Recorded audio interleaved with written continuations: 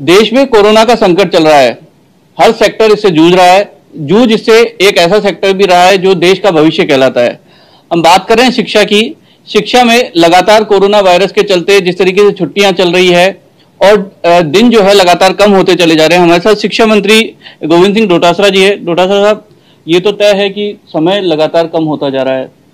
केंद्र सरकार ने भी 30% अपना जो सिलेबस है वो कम करने की बात कही है। आप लोगों का क्या रहेगा? राजस्थान बोर्ड क्या कुछ करने जा रहा है? जो वर्किंग डे होते हैं उसी हिसाब से सिलेबस होता है और सिलेबस के हिसाब से वर्किंग डे फिक्स होते हैं।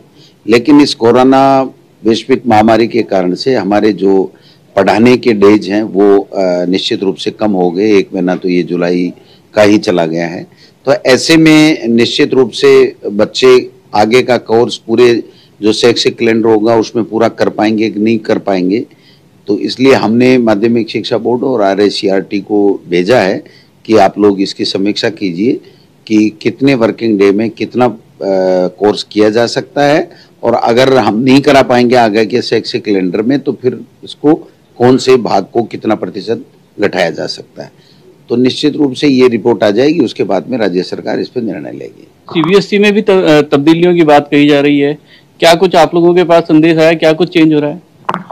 CBSE और मानव संसाधन मंत्रालय ने जो फैसला लिया है उसमें मोदी जी के सरकार की उनका जो चुनाव में एजेंडा होता है उसकी पोल खोल, तो वो चैप्टर बच्चों को पढ़ाने से अब कतराने लग गए हैं क्योंकि उनकी हकीकत पूरे देश की जनता जान चुकी है। सिलेबस में उन्होंने 30% कम किया है और कुछ समय जाता हुआ दिख रहा है, तो क्या 30% से ज्यादा भी हमारे सिलेबस में कुछ कटौती हो सकती है? ये सब चीजें जो कोविड-19 है उसके ऊपर निर्भर करता है। जो गाइडलाइन स्कूलें नहीं खोलने की जारी कर रहे हैं उसको स्टेट पे छोड़ना चाहिए और हर स्टेट की अपनी अलग अलग परिस्थिति है। आप समझ सकते हैं हमारे 10वीं और 12वीं में केवल बोर्ड की परीक्षा में 22.5 लाख बच्चे बैठे और पूरे देश में CBSE के बच्चे 30 लाख हैं।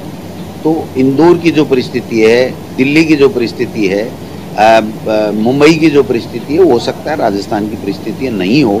यहाँ ग्रामीण परिवेश का के ज़्यादा लोग रहते हैं। तो मैं समझता हूँ ये स्टेट को देना चाहिए और स्टेट ये देखे कि हमको कब विद्यालय खोलने हैं, किन परिस्थितियों में खोलने हैं, कैसे संक्रमण से बचने के लिए क्या गाइडलाइन जारी करनी है। ये थे गोविंद डोटासरा जी, जो साफ तौर पर कह रहे हैं कि कोविड-19 का असर था।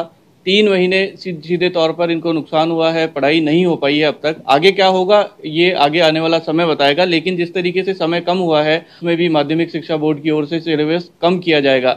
इसकी तैयारी पूरी हो चुकी है, लेटर लिखा जा चुका है। हालांकि कितना कम होगा ये आने वाला समय ही बताएगा।